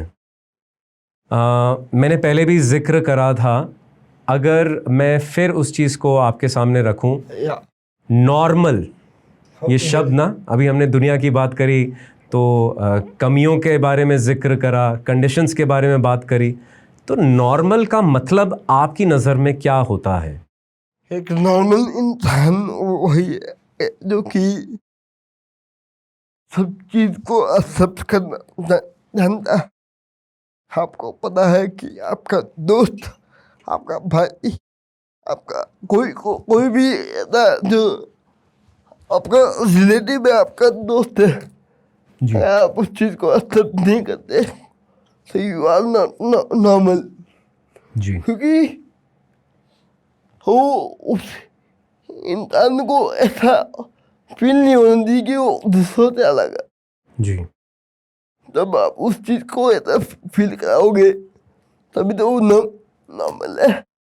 तो मैंने कभी माना ही नहीं कि मैं एक स्पेशली एबल हूँ। जैसे कि मैंने आपको पहले भी बताया था कि बचपन में तो मेरे को पता ही नहीं था कि मैं बिल्कुल। तो मैं बहुत खुश था। और आज ज़्यादा खुश हैं। तो जब मैं इस चीज़ को भूल के तभी तो मैं नॉर्मल हूँ। तो that is a normal for me. ये जो आईना होता है ना, आईना वही हमें दर्शाता है जो हम उसमें देखना चाहते हैं। अनुराग रावत के 6 बिस्किट्स, 6 एब्स हैं, ये सिर्फ उसी चीज़ को देखते हैं। उनका हाथ हिल रहा है या उनकी बॉडी हम जैसे सो कॉल्ड नॉर्मल लोगों के तरह अगर नहीं है तो वो उस चीज़ को नहीं देखते, वो देखते हैं उनकी स्ट्रेंथ्स क्या हैं। ऑफ कोर्स उसमें एब्स तो आते ही हैं और वो मुझे बार बार जेलस फील करा रहे हैं। एंड इस मंच में हम आज अनुराग के एब्स को ज़रूर देखेंगे, बट इस चीज़ को समझिएगा कि अनुराग के लिए नॉर्मल का मतलब एक बहुत ही बेहतरीन चीज़ है। वो है उनकी सिर्फ स्ट्रेंथ, वो है उनके अंदर का परिश्रम, वो है उनकी आज तक की जर्नी जिसमें बहुत चैलेंजेस आए, उसको नज़रअंदाज करना। और हम जैसे लोगों को नॉर्मल का मतलब समझना चाहिए। हम लोगों की एक्सेप्टेबिलिटी, अडैप्टेबिलिटी, हम लोगों का एक जो एक्सेप्टेंस होता है ना कि दूसरों को हम किस विंडो में या किस आईने में देखते हैं, शायद हम लोग नॉर्मल नहीं हो पाते, बट अनुराग हम लोगों के लिए एक मिसाल हैं और हमें ट्रूली इंस्पायर भी कर रहे हैं। कभी अनुराग डर लगता है कि ये जो आपकी सीपी की कंडीशन है ये लाइफ लॉन्ग कंडीशन है? वैसे तो फौजी हो भाई, सर फिर भी कभी फौजी को भी कभी कभी डर लगता है। एक चीज बोलूंगा कि हमको नहीं पता कि कल आपके साथ क्या हो, बिल्कुल। मेरे साथ क्या हो। हाँ, हम एक खुद नहीं जानते कि हमारी जिंदगी का सफर और दो- कितना लंबा है। 2 घंटे बाद क्या हो जाए। बिल्कुल। तो जब हमने जन्म लिया तो हमें मरना भी है। तो तभी हमारी जो वो निश्चित हो गई थी। या जब हमने जन्म लिया था तभी हमारी मौत निश्चित हो गई थी। तो इंसान खुद पैदा नहीं होता, अपनी मौत लेके पैदा होता। इंसान पैदा होता है तो अपनी मौत लेके पैदा होता है। हर वक्त हर एक पल अपनी मौत को लेके चलते। आपको पता नहीं कि आप रोड पे चल रहे हो, आपको कोई गाड़ी ठोक के चलेगी, तो इट इज वेरी सिंपल। क्या आपको पता ही नहीं कि आप क्या कब कुछ हो रहा है। बिल्कुल। तब इस चीज को लेके क्यों परेशान हो। आपका मेन मोटिव है कर्म करना। कर्म करना। तो मैं एक ही चीज बोलूंगा कि कर्म वही करो जो करने में फल लगे। जो करने में फल लगे। क्योंकि जो आप कर्म कर रहे हो उससे आपको खुशी मिल रही है, वही तो आपका फल है। That is, या तो आप जिंदगी को समझ लो या तो आप मौत को समझ लो। या तो आप जिंदगी को समझ लो या फिर आप मौत को समझ लो, और मौत को समझते समझते अपनी जिंदगी को एक डर के दायरे में रख के जियो। बेटा फिर बॉम्ब एक्सप्लोड कर दिया तुमने। हम जब पैदा होते हैं तो हमारी मौत निश्चित हो जाती है, और इस बात का एहसास शायद मुझे भी नहीं है, शायद इस बात का एहसास आप में से कईयों को नहीं होगा, जो अनुराग ने फिर एक बार इतनी सादगी से हमें याद दिलाया है। हम अपनी ज़िंदगी में बहुत लिमिटेड आइडियोलॉजीज़ के साथ जीते हैं, और हम लिमिटेड वर्ड के साथ इतने जुड़ जाते हैं कि हम कई बार कुछ कोशिश करने से भी डरते हैं, घबराते हैं। पता नहीं क्यों इस बच्चे की बातें सुन के मुझे ऐसा लग रहा है कि हम में से बहुत से लोग इस एपिसोड को सुनने के बाद मोटिवेट होंगे कि हम एक नॉर्मल ज़िंदगी से एक एक्स्ट्राऑर्डिनरी ज़िंदगी को जीने के लिए प्रोत्साहित फील करेंगे, अंदरूनी फील करेंगे, अपने अंदर से फील करेंगे। अनुराग रावत जी, आप पता नहीं क्या कहर ठा रहे हैं। Untold story with commander Victor Mike का आपने पर्पस ही बदल दिया है। मैं बहुत शुक्रगुजार हूँ कि आपने हमारा न्योता एक्सेप्ट करा, आप यहाँ पे आने के लिए रेडी हो गए और आज आप इतनी बड़ी बड़ी बातें हमारे साथ शेयर कर रहे हैं। आपने थोड़ी देर पहले जिक्र करा था एक शब्द का, स्पेशली एबल्ड। आपके नज़रिए से ये जो दुनिया है वो स्पेशली एबल्ड बच्चों को, आपके जैसे बच्चे या बड़ों को किस नज़र से देखती है, और आप उस नज़र में क्या चेंज चाहते हैं? सर एक्चुअली जो दुनिया है, जैसा कि मैंने आपसे बताया था कि दुनिया के 2 पहलू हैं। दुनिया के 2 पहलू हैं। तो एक पहलू वो है कि जो सोचता है कि स्पेशली अगर कुछ कर नहीं सकता, और दूसरा पहलू वो है कि वो कहता है कि तू कल कर लेगा, तुझे जो करना है तू वो कर। एक पहलू वो है जो कहता है तू कुछ नहीं कर सकेगा, और एक पहलू वो है जो कहता है तू कुछ भी कर लेगा। तो कुछ भी कर लेगा, तू करता है, तू करता रहे, हम तेरे साथ। हम तेरे साथ। जैसे कि आपने अभी आदि को देखा होगा, मैंने आदित्य को देखा, उसने खाली चीजें बोली कि हमने उस चीज को एक्सेप्ट किया, जी तभी तो हमको हैप्पीनेस मिली। जी। तो अगर ये एक्सेप्टेशन सब लोग करें जी तो मेरी तरह ने आप कितनों को खुशी दे सकते हैं। मंच में आप इनवाइट करो, क्या आप इनसे बेहतर हो।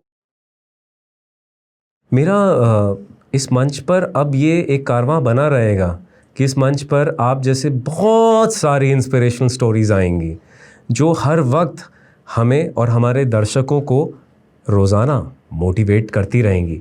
और ये सिलसिला ना अनुराग ऐसा होता है कि आज मैंने एक मोटिवेशनल स्टोरी करी, फिर मैं रुक गया, तो वो सही नहीं है।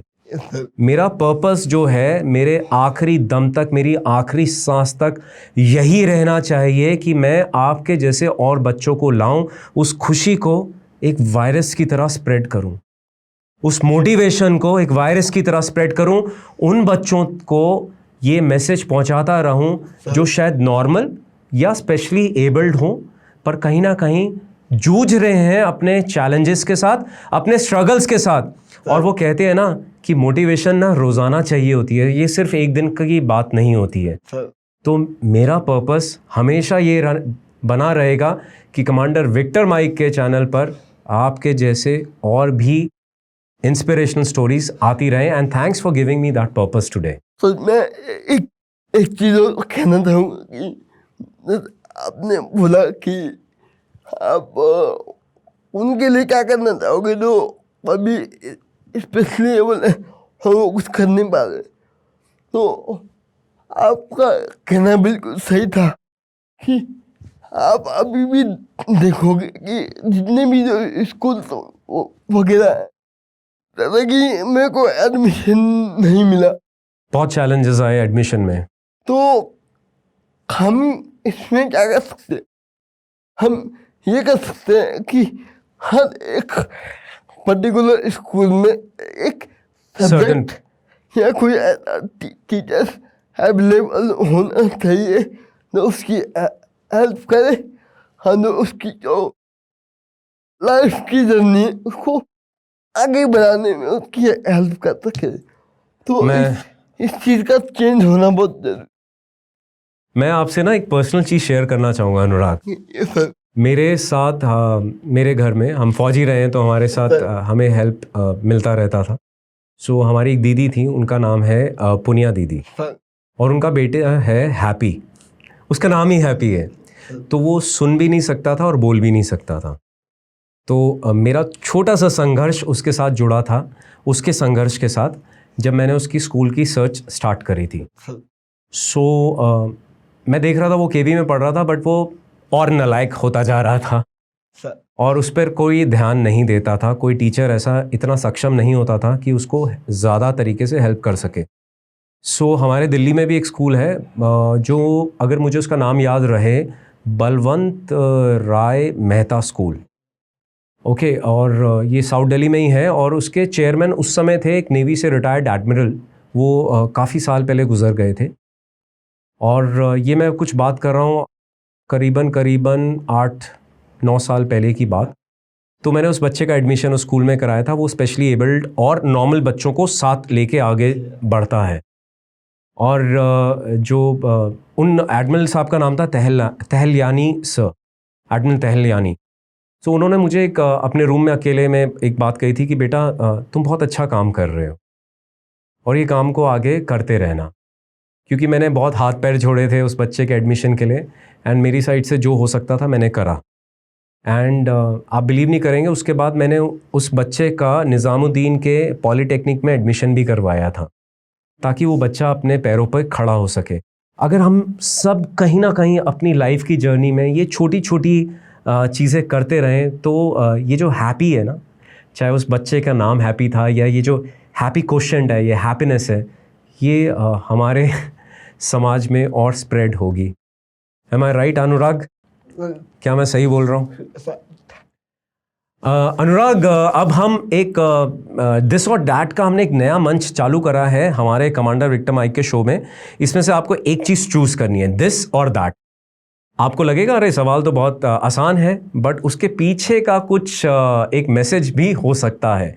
सो क्या आप रेडी हैं दिस और दैट के लिए? सबसे पहला क्वेश्चन, सुपरमैन या स्पाइडरमैन? क्या लाइक करते हैं आप और क्या बनना चाहेंगे? Like Spiderman. स्पाइडरमैन, अच्छा, तो कोई स्पाइडरमैन से कनेक्शन था पहले का? बचपन में कभी कार्टून वगैरह देखता था तो स्पाइडरमैन पसंद था, राइट। बॉलीवुड फिल्म्स या animated cartoons? I think both. Both, very smart answer, both, दोनों चीजें अपने हाथ में रख ली। मैराथन्स या weight lifting in the gym? Marathon. Marathons? मुझे लगा ये लड़का अपने बिस्किट्स दिखाने से पहले बोलेगा नहीं मेरे को जिम में ज्यादा मजा आता है, ये लड़का दौड़ने में ही ज्यादा खुश रहता है। खुद से जीतना या किसी दूसरे को हराना? सर खुद से जीतना। फिर मार दिया ना इमोशनल, खुद से जीतना। बारिश में भीगना या गीली मिट्टी की खुशबू को फील करना? खुशबू को फील करना। गीली मिट्टी की खुशबू को फील करना, ये लड़का पक्का पौड़ी गढ़वाल का ही है। चलिए अब हम नेक्स्ट एक रैपिड फायर क्वेश्चनेयर पे चलते हैं। एक ऐसा शब्द जो आपकी आज तक की जर्नी को डिफाइन करता हो, सिर्फ एक शब्द। आई थिंक जब मैंने पहली बार अपना इंस्टाग्राम पेज खोला था तो उसमें मैंने एक वर्ड सबसे ज्यादा यूज किया था, तो वो था तगड़ा रहो। क्या दोबारा बताना? तगड़ा रहो। तगला हो? तगड़ा रहो। तगड़ा रहो। अरे भाई, ये लड़का एक्सप्लोर करता रहेगा। एक्चुअली इस वर्ड के पीछे कुछ शायद आपको पता हो कि जो हमारी इंडियन आर्मी की जो असम रेजिमेंट उसका मोटो है ये, उसका मोटो तगड़ा रहो। तगड़ा रहो। तो मेरे पापा इसी यूनिट से ताल्लुक रखते, तो वो वर्ड एक बार मैं डिफाइन करो तो सबको पता लग जाता है कि मैं आ गया हूँ। वो वर्ड अगर आपने एक बार बोल दिया या वो कहीं उसका जिक्र हो गया तो लोगों को पता चल जाएगा कि अनुराग रावत जी आ चुके हैं। तगड़ा रहो। मैंने आपका एक वर्ड पूछा था और मेरा नेक्स्ट प्रश्न था योर फेवरेट कोट या मंत्रा। आई थिंक दूसरे प्रश्न का आंसर भी तगड़ा रहो ही होगा। सर एग्जैक्टली मैं हनुमान जी की तरह पूजा करता हूँ। हनुमान जी की? तो डेली सुबह हनुमान चालीसा के पाठ में डेली पढ़ता हूँ। हनुमान चालीसा रोज पढ़ते हैं आप? हम 2 बार पढ़ते हैं। तो कहीं तो पिछाड़ा हमने आपको। उस दिन मेरे को थोड़ी बहुत एनर्जी फील होती है कि तो आपका सबसे बड़ा स्ट्रेंथ वाला मंत्र है हनुमान चालीसा। वाह, बहुत बेहतरीन मेरे भाई। आपका सबसे बड़ा डर या फियर? सर सबसे बड़ा डर ये कि मैं कभी जीतूं ना। मैं कभी जीतूं ना, शायद मैं कभी हार जाऊं। हाँ। ये सबसे बड़ा डर है आपका। ब्यूटीफुल बारी। हाँ, एक ऐसी चीज़ जो आप चाहते हैं लोग आपके बारे में समझ सकें। सर मैं समझूंगा कि मुझसे समझना स्पेशली एबल को समझने के जितना है। तो मैं समझूंगा कि आप मुझे ना समझते हुए एक स्पेशली एबल के रूप में मेरे को समझे, आपको बहुत कुछ सीखने को मिलेगा। अगर दुनिया आपको एक स्पेशली एबल्ड होते हुए, चाइल्ड होते हुए समझे तो आपके लिए वो एक बहुत खुशी की बात होगी। मतलब स्पेशली एबल्ड ना समझते हुए एक नॉर्मल इंसान की तरह समझे, वो आपके लिए बड़ी बात होगी। Correct, that was pretty intense man. अगर आप दुनिया की कोई एक चीज़ बदलना चाहें और आपके पास वो सुपर पावर हो तो आप क्या बदलना चाहेंगे? सोच बदलना चाहूँगा। दुनिया की सोच ही बदलना चाहेंगे। वाह, ब्यूटीफुल। हाँ, उस सोच को कभी क्रिएट ना होने दूँ तो वही चीज़ मेरे साथ बच जाएगी। ब्यूटीफुल बारी, beautiful. Have you ever fallen in love with someone? Sir अब तक तो कभी नहीं बना। दोस्त ऐसे बहुत बने जो कभी आए कभी साथ छोड़ के गए, बस कभी किसी से प्यार नहीं हुआ। प्यार कभी कभी किसी से नहीं हुआ। अगर बायदे में अगर हुआ भी तो लोगों ने इस चीज को एक्सेप्ट किया नहीं, क्योंकि मैं स्पेशली एबल। तो अभी जो ये आप जो घड़ी मेरे हाथ पे देख रहे हैं, ये भी मेरे को किसी की दी हुई घड़ी है। वाओ, इतनी प्यारी घड़ी आपको किसी ने गिफ्ट करी? वो कौन था? खुलासा करिए हमारे मंच पर। मैं नाम तो नहीं लेना चाहूँगा। अरे, हमने तो सोचा था अनटोल्ड पे सारे सच बाहर आ जाएंगे, पर मैं समझ सकता हूँ कि आप उनका नाम नहीं बोलना चाहेंगे ताकि वो गुमनाम रहे, जहाँ पे भी हो वो खुश रहें। पर आई थिंक मैं किसी चीज के लिए किसी को फोर्स नहीं करता, बट बहुत अच्छी सोच है मेरे बच्चे।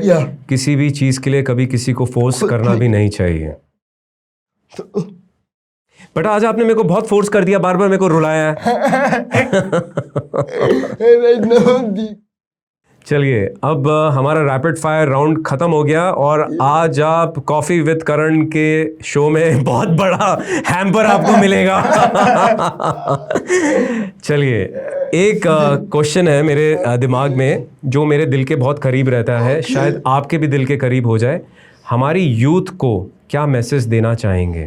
तो मेरा जो सबसे बड़ा एक जो मैसेज जो मैं देना चाहूँगा कि अब को जो चीज़ अच्छी लगती है वो आप प्रॉपर करते रहो।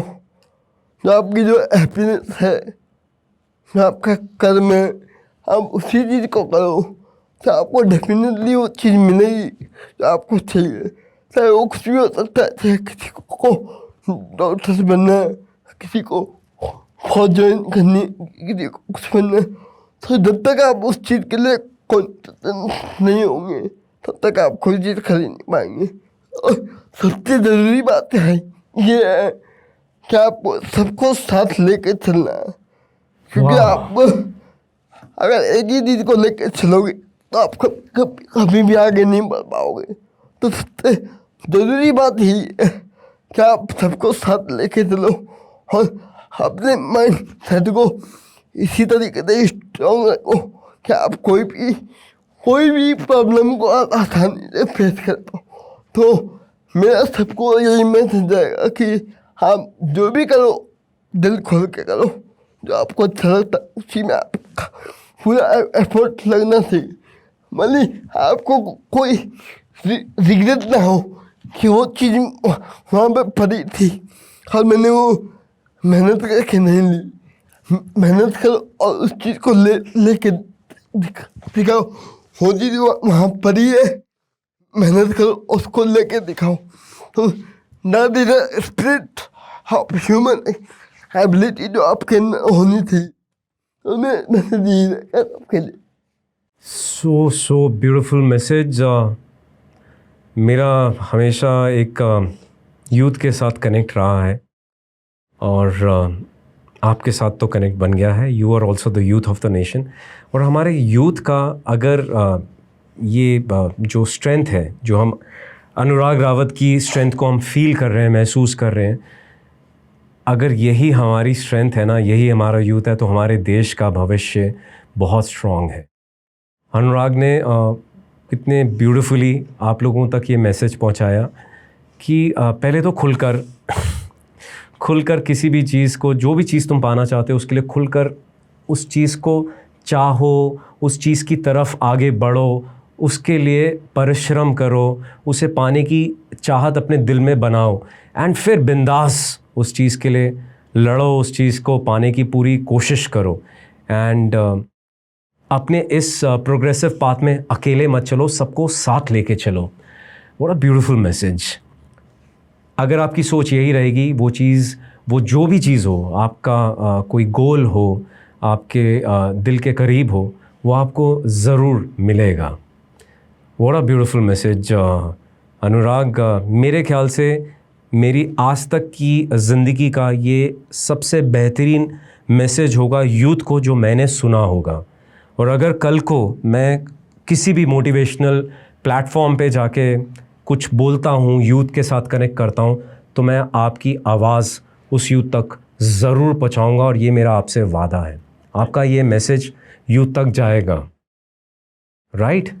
सो आपका ये वाला मैसेज तो मल्टीप्लाई होने वाला है और वायरल भी होने वाला है। अनुराग, आज की दुनिया में आप देख रहे हैं हर जगह युद्ध हो रहे हैं, है ना? अब हम सो कॉल्ड पीस, यूनिटी की बात करते हैं, तो कुछ दुनिया के लिए, विश्व के लिए कोई मैसेज देना चाहेंगे पीस या यूनिटी के बारे में, जब हर जगह जंग चल रही है? बड़ा मुश्किल लग रहा है मुझे एक फ़ौजी एटीट्यूड वाले लड़के से पीस या यूनिटी की बात करना, बट वो फ़ौजी भी कहते हैं ना कि हम नहीं चाहते कि किसी को हम मारें। कोई पैदाइशी हमारा दुश्मन नहीं होता, वो एक सोच होती है। हम जैसे इंडियन आर्म फोर्सेस वाले जो पर्सनल हैं, हम एक डिफेंसिव एटीट्यूड से काम करते हैं। वो यस, आज हम ऑपरेसिव हो रहे हैं, आज हम एग्रेसिव हो रहे हैं, बिकॉज हमारे साथ बहुत बार बहुत कुछ गलत हुआ है ना? बट फिर भी आप अपनी फौजी सोच को थोड़ा साइड रखते हुए पीस और यूनिटी के लिए क्या बोलना चाहेंगे? कोई एक मैसेज। सर, पीस और ह्यूमैनिटी के बारे में अगर मैं बोलूँ तो आपको पता है कि जंग हो रही है, तो उस जंग के बीच आप देखोगे कि कई ऐसे लोग हैं जिनको पता ही नहीं कि दुश्मन कौन है, दोस्त कौन है। सही बात बोली। कितने सारे ऐसे लोग हैं जिनको ये भी नहीं पता कि दुश्मन कौन है और दोस्त कौन है। वाह। तो उसी चीज में वो लोग, छोटे छोटे बच्चे जिनको हम ही पैदा हुए सिर्फ 3 साल, 2 साल, 5 साल, तो उनको कोई सोच नहीं कि चल क्या, पर उनको गुमराह किया जा रहा है। कौन क्या चीज। आप देखो कि पूरी विश्व के अंदर एक टेररिज्म बनता जा रहा है। वो किस लिए बनता है? जब तक आप किसी सोच में ऐसा गलत चीज़ डाल दें, इफेक्ट नहीं कि आपको एक टेररिस्ट बनना, जब उसकी सोच से वो चीज़ निकाल दी जाए, तब उसको एक ब्यूटीफुल दुनिया दिखती है। तो आप खुद सोचोगे तो कोई किसी को मार के किसी को क्या मिलेगा? हो के देगी वो, आप कह लेगी। फौज की अगर मैं बात करूं तो फौज भी यही बोलती है कि हम किसी से युद्ध नहीं लड़ना चाहते।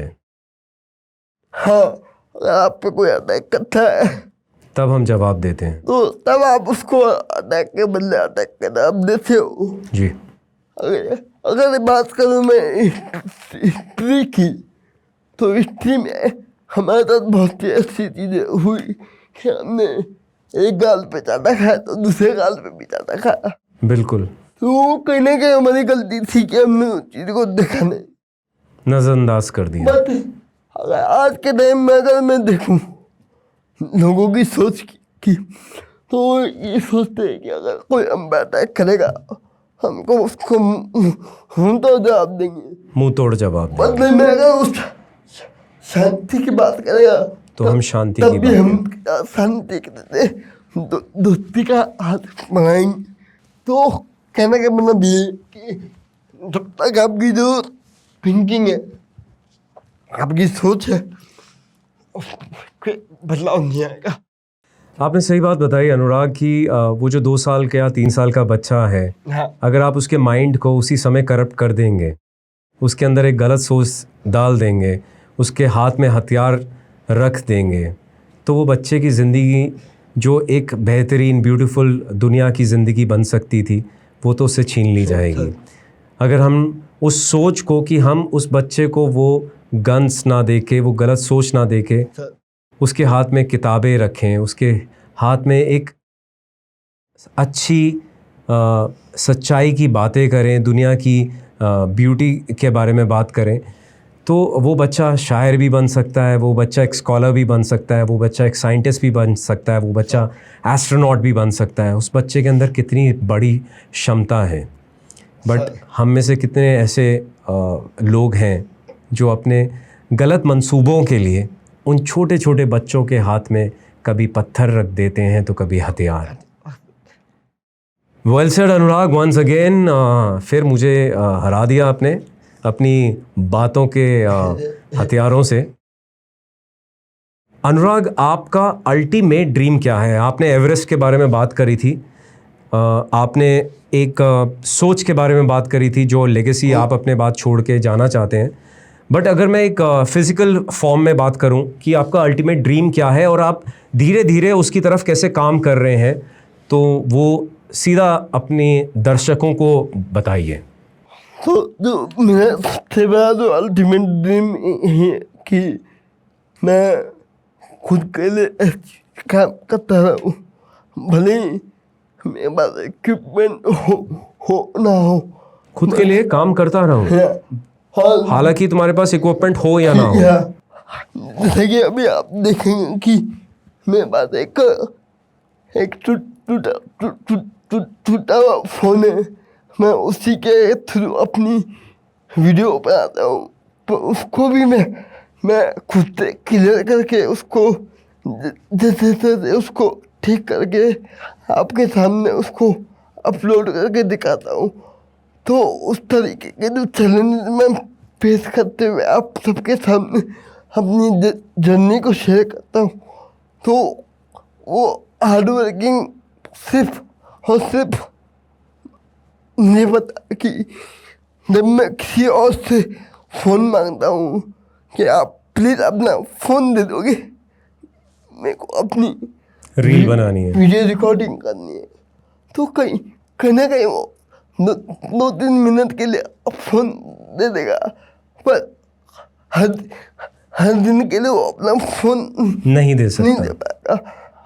बट मैं ये नहीं कहूँगा कि मेरे पास इक्विपमेंट नहीं, मेरे पास जो भी चीज़ें जो भी मैं कर सकता हूँ, क्योंकि मैं अपने थ्रू अपने अकॉर्डिंग मैं किसी से कुछ मांगता नहीं कि मैं कोई ये दो मेरे को दो, बस जब मैं चीज़ें खुद से करूँगा सभी चीज़ें मेरे पास आई।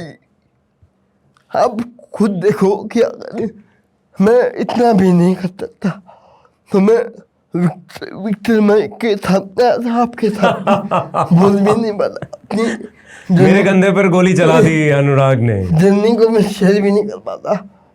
तो इसी के थ्रू मैं जो मेरा अल्टीमेट ड्रीम है कि मैं आगे भी इसी तरीके से लाखों बच्चों, लाखों आदमियों, लाखों ऐसे करोड़ इंसानों को मैं अपनी तरफ मोटिवेट कर पाऊँ, तो मैं आगे भी करना चाहता हूँ। भले ही मैंने जैसा आपको बताया था कि कभी भी एक युद्ध के अंदर आपको इक्विपमेंट हो ना हो, फिर अपने लड़ाई को जारी रखते हो, तो तब तक आप अपनी वॉर को जीतते हो। तो अल्टीमेट ड्रीम मेरा ही है कि मैं इसी तरीके से अपना काम इसी तरीके से करता रहूँ। एक टूटा हुआ फ़ोन, और उस टूटे हुए फ़ोन से बहुत ही सरलता से अनुराग रावत की छोटी छोटी रील्स वो सिलसिला अनुराग के दोस्त आदित्य ने मुझे बताया था कि एक वक्त था जब अनुराग के दिल में शायद ये ख्याल आया था या उसके दोस्तों से उसने ये डिस्कस करा था कि लेट्स मेक अ रील। और वो सिलसिला मुझे नहीं पता कि वो सिलसिला कब चालू हुआ था, कब शुरू हुआ था, बट आज ये hundreds and thousands of followers हैं इनके। एंड मुझे एक छोटी बात जो दिल से छुई, जब इन्होंने बोला ना एक टूटा हुआ फ़ोन, और उस टूटे हुए फ़ोन से एक रील, और उस छोटे रील से आज विक्टर माइक के साथ इनका कनेक्शन बना है, तो वो कहीं ना कहीं उनकी इन्फ्लुएंसर जर्नी से बना है। और छोटी छोटी परेशानियाँ, कभी कभी किसी और का फ़ोन मांगना, उसका थोड़े वक्त के लिए 2 से 3 मिनट तक इनको देना, और उसके बाद ऑब्वियसली वापस रिटर्न करना पड़ता है। सो इन्होंने अपने ड्रीम्स के अंदर ऐसा नहीं है सिर्फ इन्फ्लुएंसर वाली बात को छेड़ा था, इन्होंने एवरेस्ट की भी बात करी थी, इन्होंने फ़ौज में एज अ वॉरियर ज्वाइन करने की भी बात करी थी, वो भी इनके ड्रीम्स हैं। But the most beautiful part of this entire journey of this question and answers is that this little boy feels that he's born for a purpose. He's born for a purpose to spread the message that every single soul who's born in this world, on this mother earth, is born for a purpose, and that purpose needs to be seen from within. और अगर वो हमें दिख जाता है तो हमें हमारी जर्नी, हमारा रोड मैप भी नज़र आना स्टार्ट हो जाता है।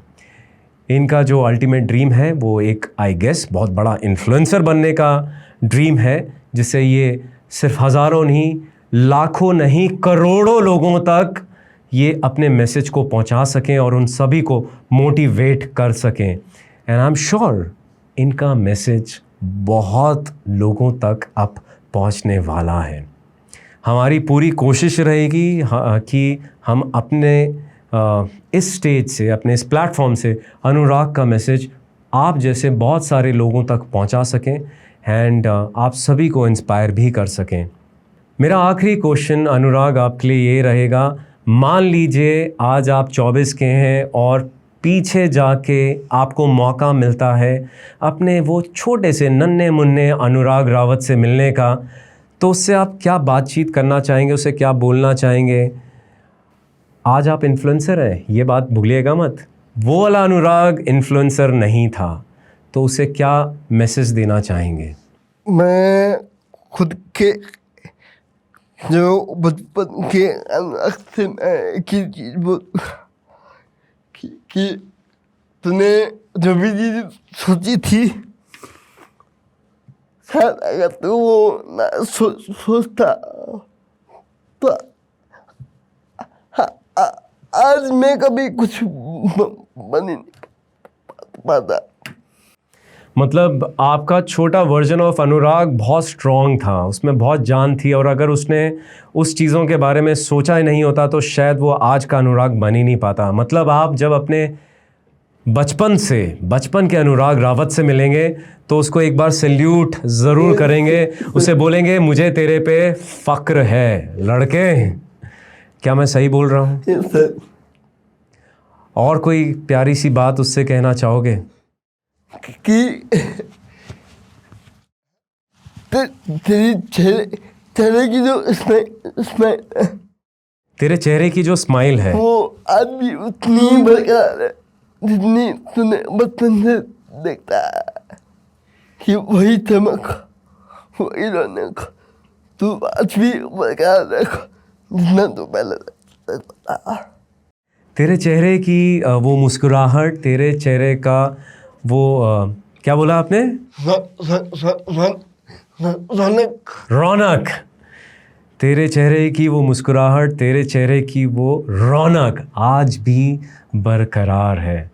अनुराग, I feel so blessed that I had the opportunity of hosting you on the Untold Story with Commander Victor Mike के मंच पर।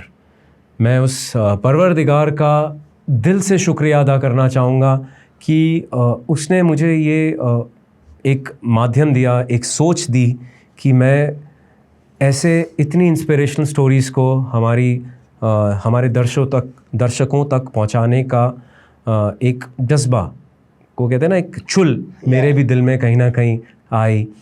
और आज आपसे बात करके ये मेरी जो चुल है ना, ये अब रोज़ मोटिवेट होती रहेगी और ये मुझे जोड़ेगी आप जैसे बहुत सारे इंस्पिरेशनल लोगों के साथ जुड़ने के लिए, उनको इस मंच पर लाने के लिए, उनको हमारी आवाम, हमारे दर्शकों के साथ जोड़ने के लिए।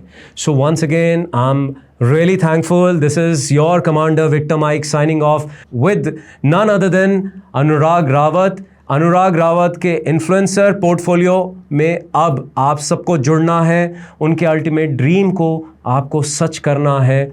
उनकी जो ये सोच है कि वो करोड़ों लोगों के साथ जुड़ सके, उसमें आपको उनकी जर्नी में ज़रूर सपोर्ट करना है। मेरी आप सबसे ये तहे दिल से रिक्वेस्ट है, दरख्वास्त है कि अनुराग का सपना हम सबका सपना बने, हमारे भारतवर्ष का सपना बने। Thank you Anurag. The greatest disability is not in the body but it is in the minds that fail to recognise humanity in its diverse forms. आज अनुराग रावत की बातों को सुनकर जो महसूस हुआ है वो हमें ये रियलाइज़ करा रहा है कि डिसेबिलिटी के आगे बहुत कुछ है जिसे हम नज़रअंदाज करते रहते हैं। ये अनुराग रावत की अकेले की जंग या अकेले की फाइट नहीं है। ये हम में से ऐसे कितने भारतीयों, ऐसे कितने लोगों की फाइट है जिनके रास्तों पर हम खुद एक रुकावट बन जाते हैं अपनी सोच की वजह से। मेरी आप सभी से फिर एक बार दरख्वास्त रहेगी, अगर आप चाहते हैं कि अनुराग रावत जैसे और बच्चे और इंस्पिरेशनल स्टोरीज़ इस मंच पर आ सकें, कमांडर विक्टर माइक के साथ जुड़ सकें, तो प्लीज़ एक सब्सक्राइब का बटन ज़रूर दबाइएगा। वो एक बेल आइकन आप सोच भी नहीं सकते कितनी इंस्पिरेशनल स्टोरीज़ को भी इंस्पायर करेगी। This is Commander Victor Mike signing off with another and again a request. Please do not forget to like, share and subscribe to Commander Victor Mike channel. Jai Hind, Jai Bharat.